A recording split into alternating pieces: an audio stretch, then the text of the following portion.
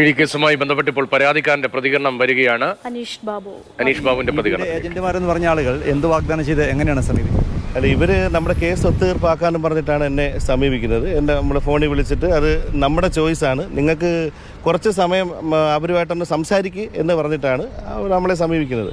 നിങ്ങൾക്ക് വേണമെങ്കിൽ സംസാരിച്ചാൽ മതി എന്നാണ് പറയുന്നത്. വേണമെങ്കിൽ സംസാരിച്ചാൽ അവരങ്ങനെ കമ്പൽ ചെയ്യുന്നതുമില്ല.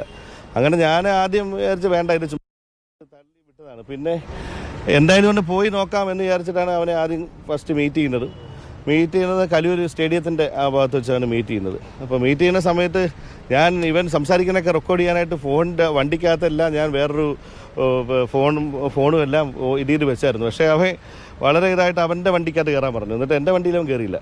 വിൻസനായിരുന്നു. വിൻസൻ അവനുമായിട്ടുള്ള ഇതേ ഉള്ളൂ. വേറെ ആരുമായിട്ടും എനിക്ക് ഡയറക്റ്റ് ഇങ്ങനെയുള്ള സംസാരങ്ങളും ഇല്ല, കാര്യങ്ങളും ഇല്ല. ഈ ആളുകളെയൊക്കെ ഞാൻ ഈ ന്യൂസ് വഴിയാണ് അറിയുന്നത്. ഈ മുരളിയെയും പരിചയമില്ല, രഞ്ജിത്തിനെയും പരിചയമില്ല, ആരെയും പരിചയമില്ല.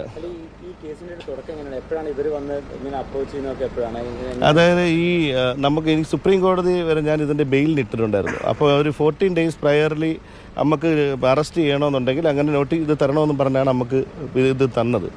ഈ 14 ദിവസം കഴിഞ്ഞപ്പോഴാണ് ഇവർ നമ്മളെ അപ്രോച്ച് ചെയ്യുന്നത്. ഈ 14 ദിവസം ഇവർ പറഞ്ഞ പീരീഡ് കഴിഞ്ഞപ്പോഴാണ്, കോടതി പറഞ്ഞ പീരീഡ് കഴിഞ്ഞപ്പോഴാണ് നമുക്ക് പിന്നെ വേറെ വഴിയില്ലല്ലോ, ഇനി ഇവർ പറയുന്ന ഡോക്യുമെൻ്റ് കൊടുക്കുക എന്നുള്ളത് ആണല്ലോ. അപ്പോഴാണ് ആ ടൈറ്റ് ചെയ്തിട്ടാണ് ഇവർ നമ്മളെ അപ്രോച്ച് ചെയ്യുന്നത്.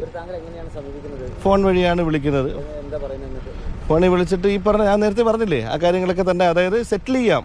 ഈ ഇതിൻ്റെ അകത്ത് നിങ്ങൾ ഒരു ഔട്ട് ഓഫ് സെറ്റിൽമെൻറ്റ് ഇത്ര രൂപ, 2 കോടി രൂപ 2 കോടി രൂപ എന്നൊക്കെ പിന്നാണ് പറയുന്നത്. ഒരു സെറ്റിൽമെൻറ്റിനാണ് വില്ലിങ് ആണോ എന്നാണ് ആദ്യം ചോദിക്കുന്നത്. 4-5 വട്ടം ഞാൻ മീറ്റ് ചെയ്തു ആളെ. ഒരു 1.5 മാസത്തിനകത്ത് നടന്ന സംഭവങ്ങളാണിത്, ഒരു ദിവസം കൊണ്ട് വന്നതല്ല.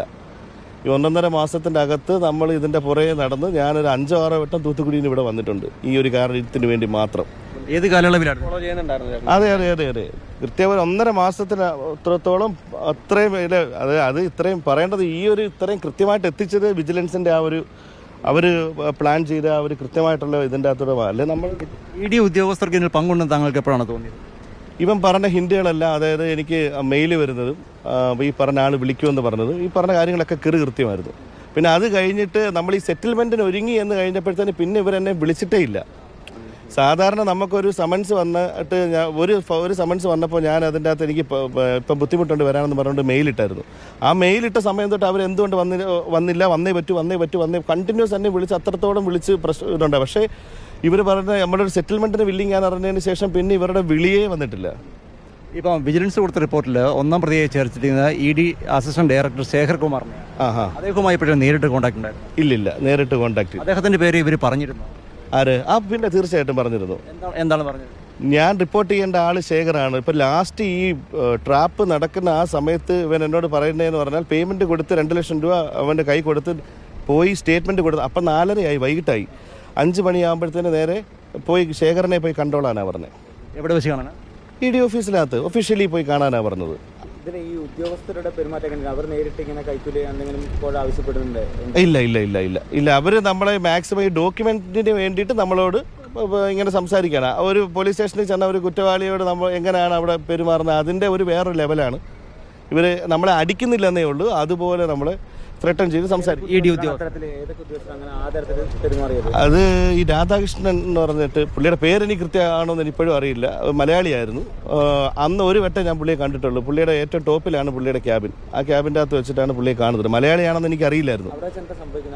അവിടെ വെച്ചിട്ട് ഞാൻ എന്നെ ഈ സ്റ്റേറ്റ്മെൻറ്റ് എടുത്തുകൊണ്ടിരിക്കുന്ന സമയത്ത് ഒരു മലയാളി പയ്യൻ, അതായത് ഈ ട്രാൻസ്ലേറ്റർ, അതായത് നമുക്ക് ഈ കാര്യങ്ങൾ പറയാനായിട്ട് അവിടെ മൊത്തം നോർത്ത് ഇന്ത്യൻസ് വേറെ ഹിന്ദിക്കാരൊക്കെയാണല്ലോ. അപ്പോൾ ആ ഭാഷ അറിയാത്തവരെങ്ങനെ സംസാരിക്കും അവരോട്? എൻ്റെ പപ്പയ്ക്കും മമ്മിക്കും ഒക്കെ ഈ ഭാഷയുടെ പ്രശ്നം ഉണ്ടായതുകൊണ്ട് അവർക്ക് ഒരു ട്രാൻസ്ലേറ്റർ ഉണ്ടായിരുന്നു. അത് ഇവിടുത്തെ ലോക്കൽ പിള്ളേരാണ്. അതിലൊരു പയ്യൻ എൻ്റെ പുറകെ വന്ന് ഇങ്ങനെ തട്ടിയിട്ട് പറഞ്ഞപ്പോൾ നമുക്ക് മേലോട്ട് പോകാമെന്ന് പറഞ്ഞു. അപ്പോൾ അവനെ കണ്ടാൽ എനിക്ക് കൃത്യമായിട്ട് ഇപ്പോഴും അറിയാം. മേലോട്ട് പോകാമെന്ന് പറഞ്ഞിട്ട് അപ്പോൾ എന്തോ ബിസിനസ് എന്നൊക്കെ പറഞ്ഞിട്ട് എൻ്റെ താഴെ ഇങ്ങനെ ഞാൻ വളരെ ക്യാഷ്വലായിട്ട് എൻ്റെ പ്രായമുള്ളൊരു എന്നേക്കാളും പ്രായം കുറവാണെന്ന് തോന്നുന്നു. എന്നിട്ട് ക്യാബിനിലോട്ട് ഇങ്ങ് കയറി. ക്യാബിനിലോട്ട് കയറിയപ്പം ഈ പുള്ളിക്കാരൻ അവിടെ ഇരിപ്പുണ്ട്. എൻ്റെ കൂടെ എൻ്റെ സ്റ്റേറ്റ്മെൻറ്റ് എടുത്ത സാറുണ്ട്, ഇവനുണ്ട്.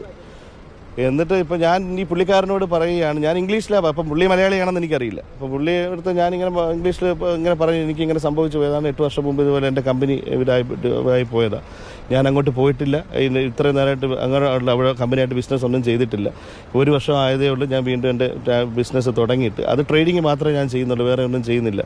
എന്നെ ഇവനോട് വളരെ പ്ലീസ് ചെയ്ത് സംസാരിച്ചപ്പോൾ ഇവൻ ചാടി കസേരയിൽ നിന്ന് എഴുന്നേറ്റിട്ട് എന്നെ കൂട്ടി ഒരു ചീത്തയും വിളിച്ചിട്ട് ഇരിയട തറയിലെന്ന്, തറ ഇരിയടാന്ന് പറഞ്ഞു. ഞാൻ അപ്പോഴത്തേക്ക് പേടിച്ചു പോയി. അപ്പോഴത്തേക്ക് നമ്മൾ ആ ഒരു എല്ലാ ഇമോഷണൽ ഇതെല്ലാം അങ്ങ് ഞാൻ അപ്പോഴേക്കും കരഞ്ഞു പോയി. ഞാൻ തറയിലങ്ങ് ഇരുന്നു, തറയിലങ്ങ് ഇരുന്നു.